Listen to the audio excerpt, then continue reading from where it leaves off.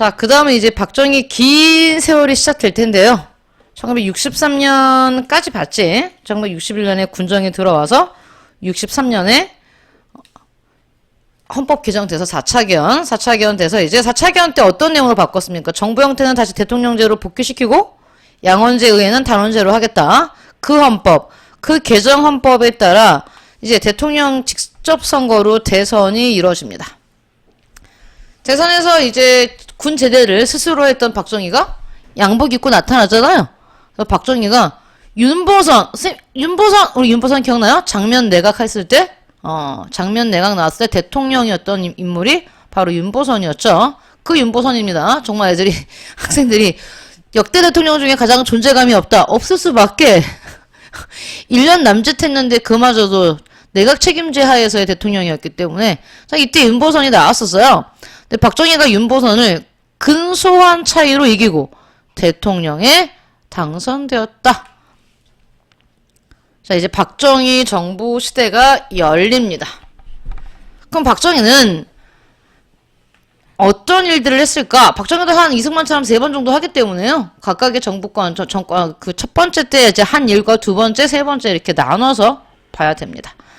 박정희 정부는 일본과의 자, 첫 번째로 한 거, 국교 정상화를 통해, 그러면 당시 우리는 한국전쟁 이전, 그 다음에 2차 세계대전 이후에 1945년 이후에 일본과 당연히 국교가 정상화 안 돼 있었죠. 정상화가 무슨 소리야? 국교 자체가 없었죠. 왜냐면 일본은 전쟁 범죄 국가, 전범 국가였고요. 어떠한 사과도 하지 않은 상태였습니다. 전쟁, 그다음에 식민지 이후에 대한 어떤 일들도 아무것도 규정된 게 없었고 아무것도 정해진 게 없는 상태였어요. 두 나라가 다시 국교를 맺는다면 일단 사과, 배상 이런 일들이 다 있고 난 다음에 바로 국교 정상화가 있어야 되는 건데 당시 미국은 지금도 마찬가지예요. 미국은 당시 미국은 어떤 위치였습니까? 지금이 없어진 나라지만 소련, 여기는 이제 중국, 둘 다 공산주의 국가의 북한, 그 다음에 여기 미국이 있었죠? 그럼 이 당시는 냉전시대예요, 냉전시대. 국제질서는. 그럼 냉전시대에서 미국이, 자, 자기네들의 그 공산주의를 막을 수 있는 최전선으로 남한을 보고 있었는데, 이때 아시아에서, 동아시아에서 큰 나라인 소련, 중국, 북한이 다 공산주의 국가 아닙니까? 그럼 이거를 막아내는 미국 편은 남한과 일본인데 이 두 나라가 지금 국교가 없어. 이 두 나라가. 그러니까 미국 입장에서 동아시아에서 소련과 중국과 북한을 막아주는 나라로 일본과 남한이 같은 자기의 어떤 동맹국가가 돼야 되는데 두 나라가 국교가 없어? 아, 미국 곤란하죠. 미국 입장이 곤란한 거. 우리가 곤란한 게 아니고 미국이 곤란한 겁니다. 그래서 미국이 계속 압박을 가합니다. 야, 너네 일본과 국교 맺어. 야. 근데 박정희가 땡크로 권력을 잡았지만 국민들 전체의 감정을 무시할 수는 없는 겁니다. 왜? 당시 국민들은 일본과 국교 정상화할 마음이 없었죠. 아무런 사과도 못 받았는데 뭔 소리야. 아무것도 해결한 게 없는데 군 위안부 문제부터 시작해서 징용 문제 여러 가지 문제가 하나도 해결된 게 없는데 무슨 국교 정상화야. 근데 박정희는 지금 뭐가 필요했습니까? 명분이 필요해. 자기가 군사 쿠데타로 권력을 잡은 것에 대한 어떤 국민들의 반감을 없애고 지지를 받을 수 있는 어떤 명분. 돈입니다. 돈이 없었어요, 이때. 진짜 우리나라가 돈이 없어요. 쭉 없어. 진짜 국가의 정부 돈이 없어. 세금을 가지고 나라 살림을 살아야 되는데 세금을 낼 국민들의 수준이 거의 뭐 최빈국 상황이었기 때문에 한국전쟁 끝나고 기부미 초콜릿 하던 시절 아니었습니까? 그 뒤에? 그랬기 때문에 돈이 없어. 근데 그때 미국이 압박을 가하면서 야, 니네 무슨 사과하고 자시고야. 그냥 빨리.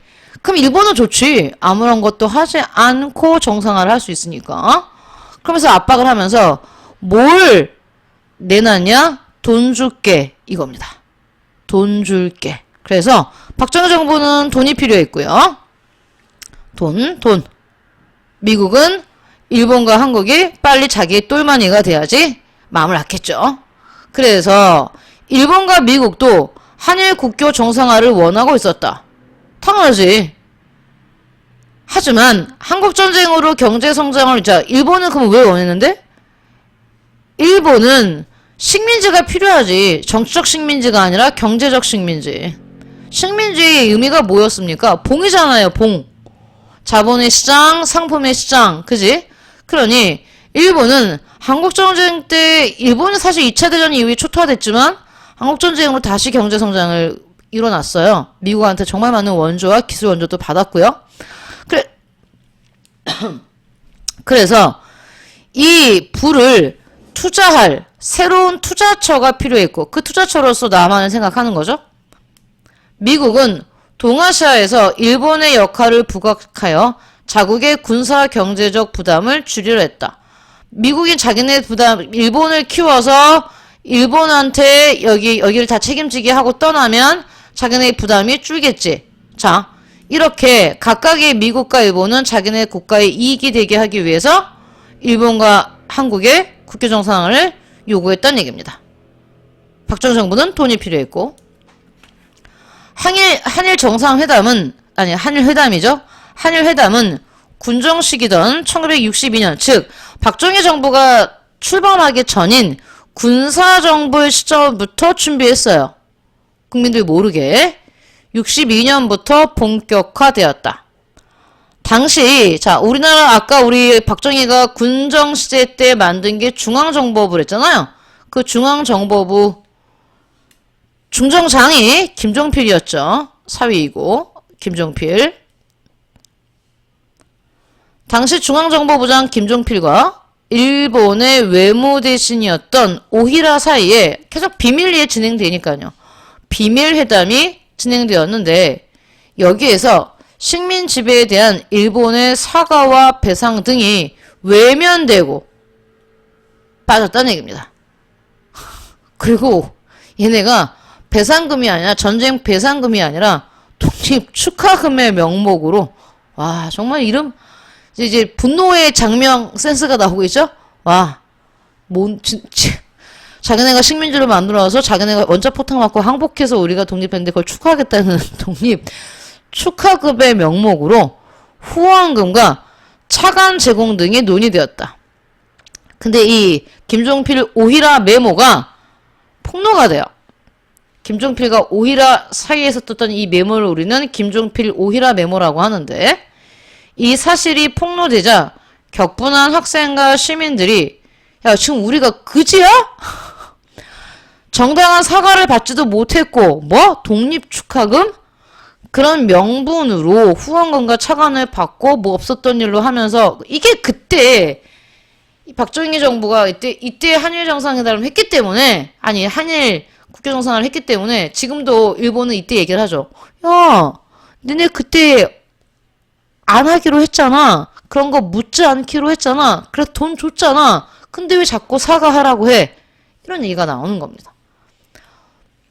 격분한 시민들과 학생들이 굴욕적인 대일 외교 반대, 불법적 친일 정권의 퇴진 등을 외치며 저항했다. 이게 64년 6.3 시위죠. 64년이면 박정희 정부 출범한 이후죠. 박정희 정부는 또 나오네요? 계엄해요? 뭐 맨날 나오기 때문에? 서울시 일대에 비상 계엄을 선포하고 시위를 진압했다.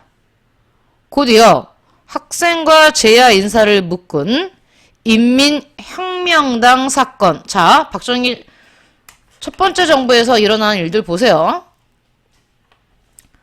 한일 국교 정상화를 시도하는 것부터 문제가 시작되는 겁니다, 지금. 거기에 대한 한일 국교 정상화에 대한 어떤 반대 시위, 6.3 시위.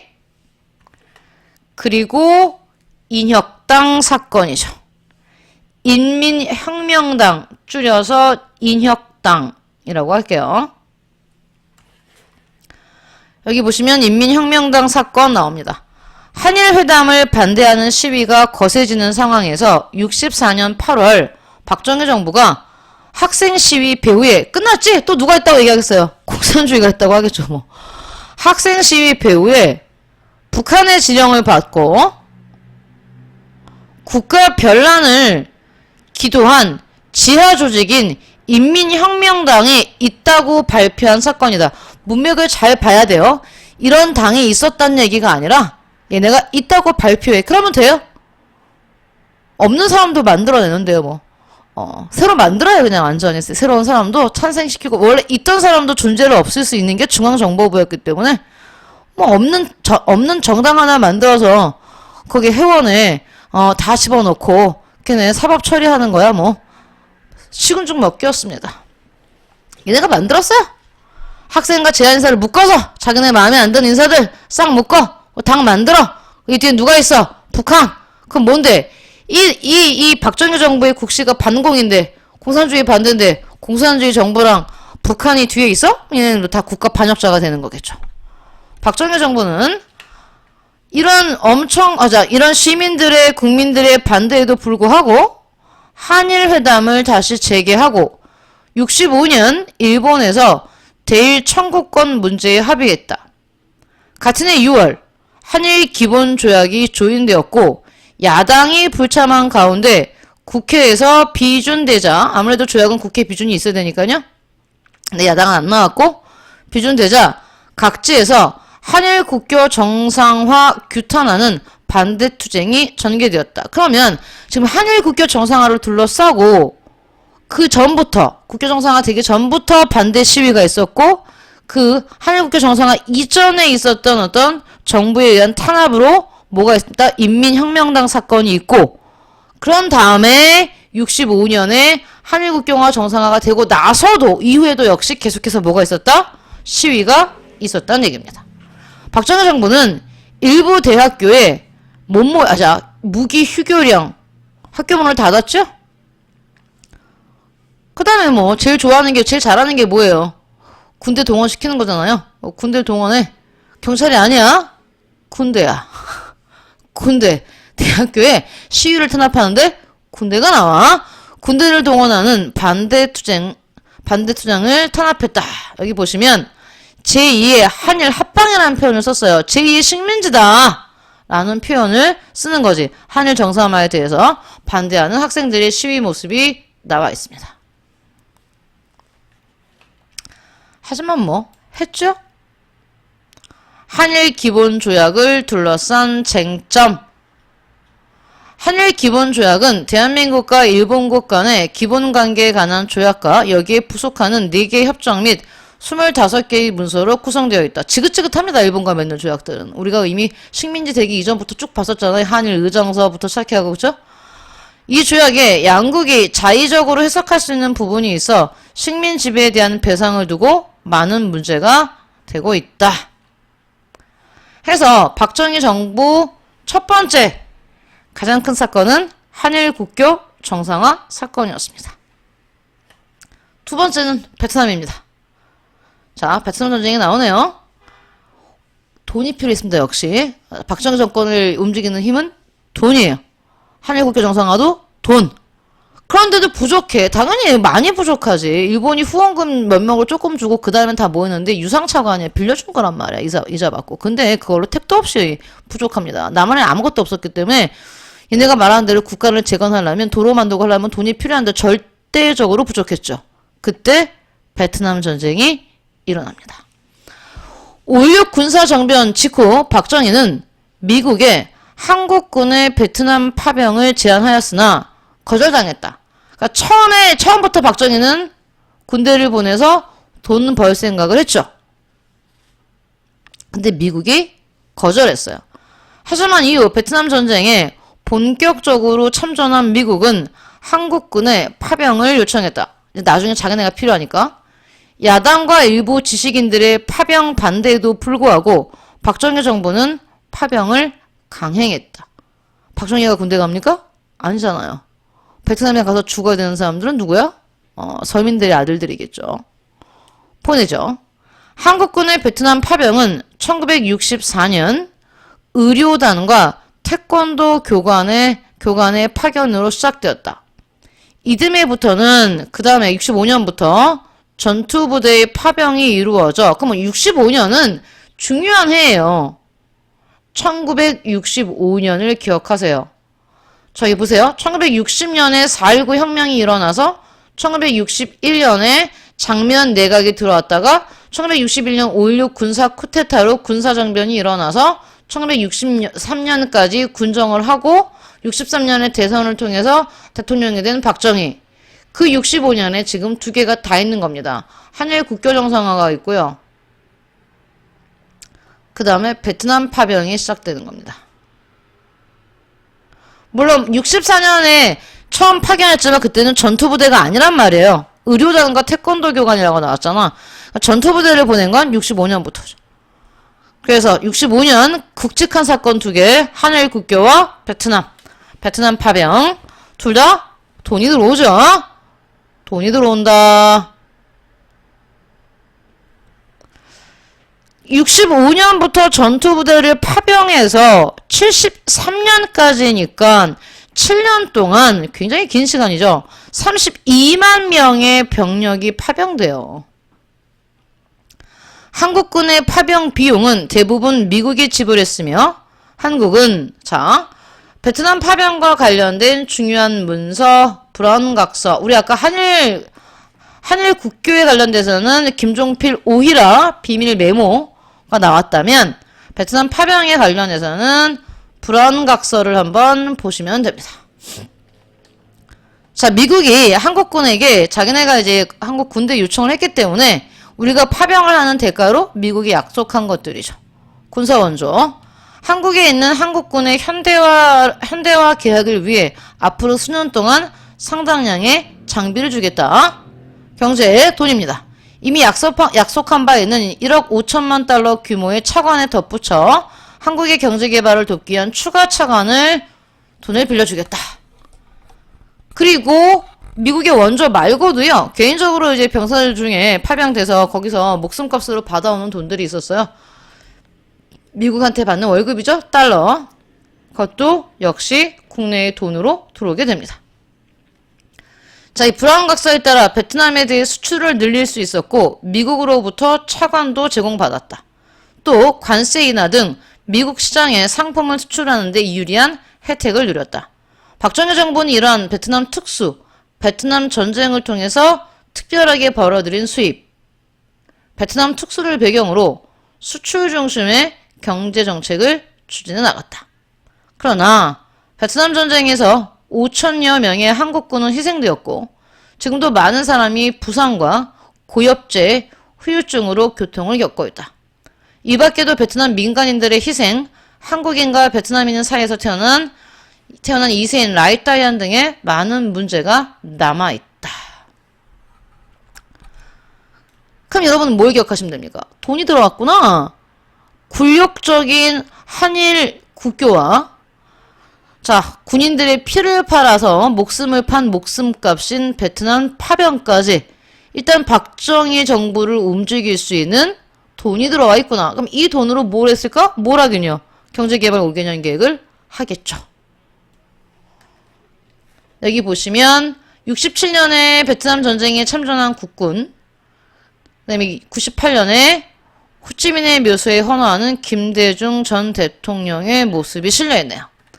냉전 시기 한국과 베트남은 적대적인 관계를 형성했다. 왜냐하면 결국 베트남 전쟁은 공산주의 베트남의 승리로 끝났습니다. 그죠? 그 베트남 같은 경우는 공산주의로 통일이 됐어요. 미국은 그걸 막으려고 베트남 전쟁을 그렇게 오랜 시간 동안 했는데 전쟁이 진 거죠. 전쟁이 미국이 진 전쟁 중에 현대사에서 몇 안 되는 전쟁 중에 하나인데 일단 베트남 전쟁에서 지고 엄청난 희생자만 내고 결국엔 전쟁에 지고 돌아갔습니다. 그러면 공산주의 국가였던 베트남과 우리는 당연히 외교관계가 없었죠. 그러다가 사실 1990년대부터 냉전은 무너져요. 1989년에 동유럽 국가들이 공산주의가 무너지고 90년에 독일에서 서독과 동독이 통일하고 91년에 소련이 해체되면서 냉전 체제가 무너져요. 그런 가운데 우리도 공산주의 국가였던 베트남과 수교 맺고 우리가 1992년에 중국 공산당 정부인 중국과 수교 맺거든요. 91년에 지금의 소련, 해체된 소련, 구소련과 또 국교 맺고 98년에 김대중 대통령이 베트남을 방문했다. 김대중 대통령은 베트남의 국가의 아버지라고 불리는 호치민, 호치민의 묘소에 헌화하는 등 베트남과의 관계 개선 의지를 드러내고 양국은 실질적인 경제협력 관계를 구축해 나가고 있다. 공산당 지도자이자 베트남 국부죠. 호치민 묘에 가면 김대중 대통령의 이러한 화환도 있고요. 김일성이 보낸 화환도 있습니다. 다음 장기 집권을 위한 삼선 개헌이라고 나오지. 자, 우리는 익숙해요. 이승만도 삼선 개헌했잖아요. 박정희도 해요. 하겠죠. 1967년 제6대 대통령 선거에서 박정희는 두 번째 재선에 성공했다. 그러면 그 다음 공식이 뭐야? 완전 영원히 하는 거지, 그치? 영원히. 그러면 6대 대통령 선거라고 했잖아요. 우리 다시 한번 봅시다. 복습을. 48년 빨리빨리 더하세요. 그 다음에 4년 더하면 52년 56년 그 다음에 60년인데 얘는 무효화 됐잖아요. 그래서 60년에 그치 장면 내각 책임자 했을 때 그때 역시 뭐 했습니까? 윤보선 대통령 선거했죠. 그러니까 어쨌든 이때 또 한 번 있어. 그리고 다시 61년에 쿠데타가 일어났잖아요. 61년에 쿠데타가 일어나서 63년까지 군정하고 63년에 다시 박정희가 옷 갈아입고 선거했잖아요. 자, 한번 해봅시다. 1대 이승만, 2대 이승만, 3대 이승만, 4대 윤보선, 5대 박정희, 그리고 이제 67년에 6대 박정희가 되는 겁니다. 그래서 5대 박정희 하고 다시 6대에도 박정희 하는 겁니다. 그 얘기입니다. 그래서 6대 맞아요. 67년 6대 대통령 선거에서 박정희니까 봐봐요. 63년에 군복 벗고 양복 갈아입고 5대 대통령 당선돼서 했어. 그리고 다시 1967년에 박정희가 재선에 성공할 수 있는 건 아까 말했던 국교 정상화를 통해서 베트남 파병으로 벌어진 돈 가지고 경제개발을 했어요.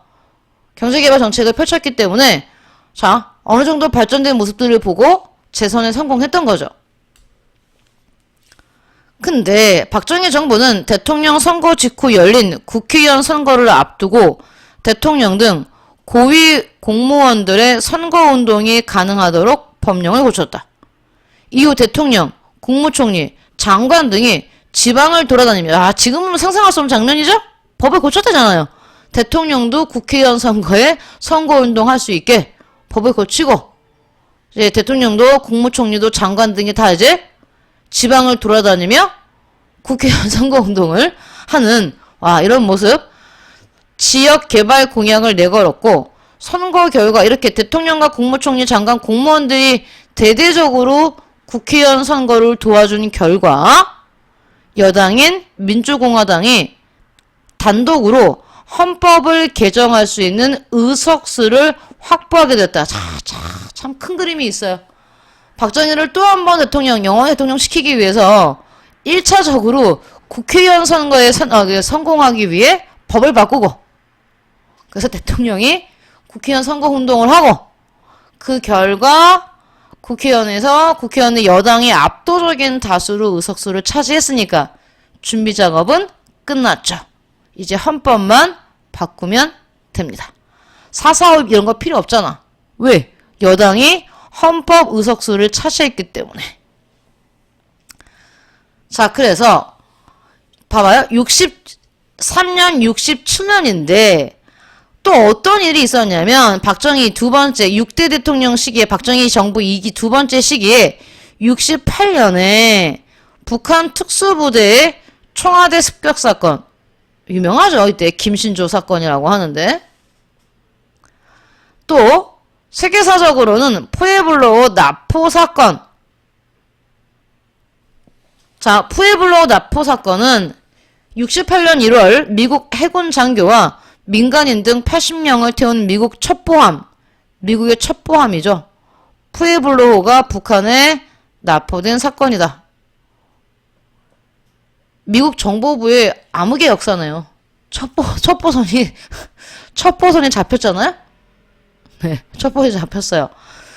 북한 부대, 이 청와대 습격 사건, 내래 대통령 목 따라왔다라는 그 유명한 김신조, 그 양반 사건입니다. 그래서 예비군이 생겼죠. 그걸 막기 위해서 이제. 어쨌든, 북한의 도발이 이어졌다. 박정희 정부는 때마침 이런 사건이 일어나니, 얼마나 위험하냐. 북한은 위험하다. 그러니 국가 안보를 강화해야 되고, 또, 경제 개발을 계속하고 있는데 박정희가 여기서 두 번 해먹고 끝나면 되겠니? 쭉 해야지?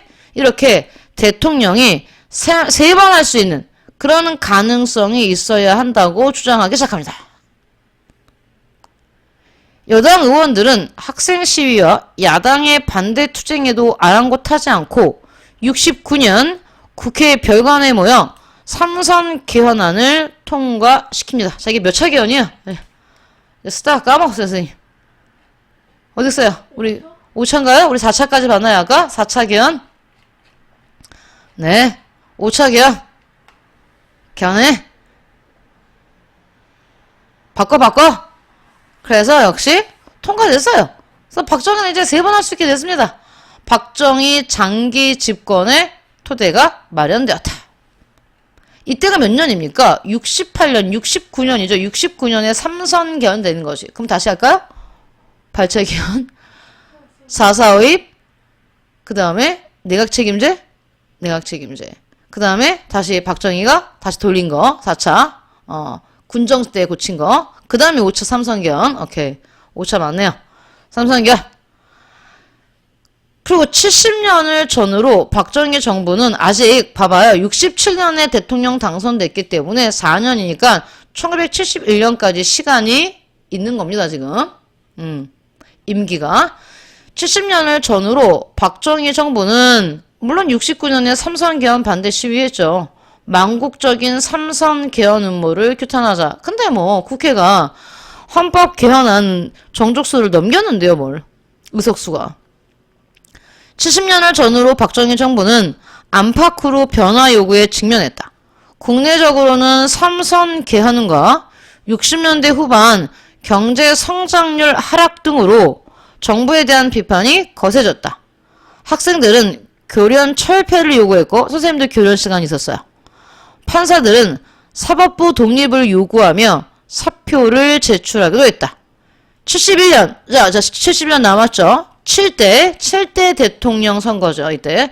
71년 제7대 대통령 선거에서 박정희는 야당 후보였던 김대중을 근소한 차이로 이겼어. 하지만 그 직후에 치러진 국회의원 선거에서 야당이 개헌을 막을 수 있는 의석을 확보한 거야. 그러니까 대선에선 이겼는데 총선도 뭐 패배까지는 아니지만 야당의 의석이 좀 생긴 거죠. 그러면 이제 여당이 독단적으로 헌법을 개헌할 수는 없겠죠.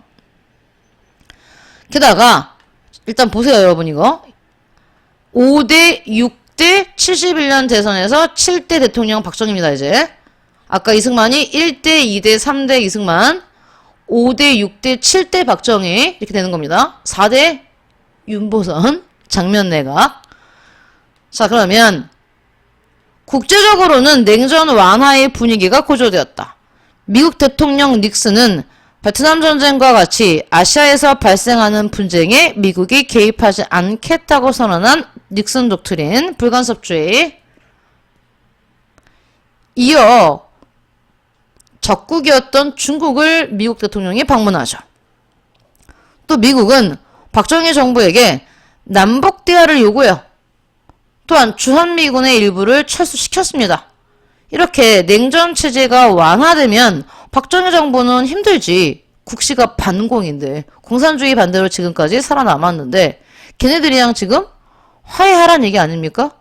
그러자 독재 체제를 강화하던 박정희 정부에 큰 위협이 되었다.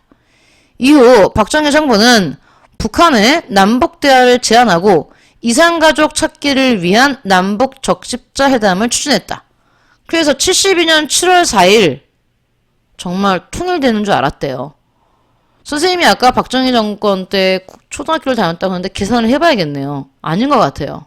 맞나? 후반입니다. 72년 7월 4일 자주 평화 민족 대단결이라는 통일의 3대 원칙을 명시한 너무 중요합니다. 이거 7.4 남북 공동성명. 왜? 당시 어르신들이 말씀하시기에 통일되는 줄 알았대요. 중요해요. 대단한 전술입니다.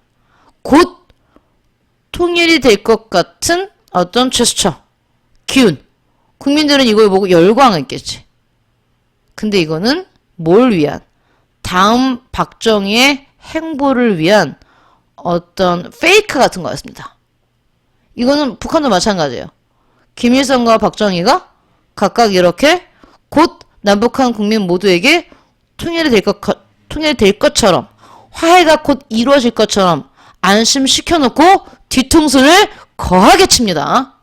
이 72년 남북 공동성명 뒤에 우리는 알잖아요. 미래에 살고 있기 때문에 당시로는 뭐가 나옵니까? 유신체제라는 초유의 사태가 남한에선 일어나고요. 북한에서는 김정일 독재가 훨씬 더 강화되죠. 둘이 짠 것 같아요. 자, 어쨌든 이때 통일이 되는 줄 알았다. 아, 선생님이 유신시대에 초등학교를 다녔나? 아닌가? 좀 전두환 시대였나? 헷갈리고 있어요. 자, 일단 보면 나오겠네요. 남북의 첫 번째 합의 7.4 남북 공동성명 진짜 중요합니다. 남산의 부장들에 나왔던 그 캐릭터네요? 이효락 중정부장. 첫째, 통일은 외세에 의존하거나 외세의 간섭을 받지 않고 자주적으로 해결된다. 와, 멋지지? 자주통일. 둘째, 통일은 서로 상대방을 반대하는 무력 행사에 의거하지 않고 평화통일. 갑자기 그런 생각 안 들어요? 당시 4.19 혁명 이후 장면 정권 나오고 났을 때 박정희가 아직 군복 입고 있을 때 사회가 혼란하다고 말했던 게 뭔데? 평화통일 주장한다고 그랬잖아. 평화통일 주장하는 학생들이 다 북한의 지령을 받고 있는 공산주의가 많아놓고 72년에는 본인이 평화통일을 얘기합니다. 참 세상이 바뀌었구나 그런 생각이 듭니다. 아니면 남이 하면 불륜이고 내가 하면 사랑이기 때문에 그런 걸까요? 다음 셋째, 사상과 이념, 제도의 차이를 초월하여 하나의 민족으로서 민족 대단결을 도모해야 한다. 생각해보세요. 당시 이승만 때부터 주구장창 공산주의 반대만 외치던 정부가 평화통일이라고 외치면 잡혀가던 시절이었어요. 간첩으로 몰려서. 근데 정부가 평화통일 얘기를 하니까 국민들 입장에선 통일이 되나 보다. 야, 드디어 이런 기대감을 갖겠죠? 네, 그래서 중요해요. 72년 7.4 남북 공동성명. 72년 남북의 당국자들이 비밀리에 상호 방문한 끝에 통일의 3대 원칙을 명시한 7.4 남북 공동성명을 발표했다.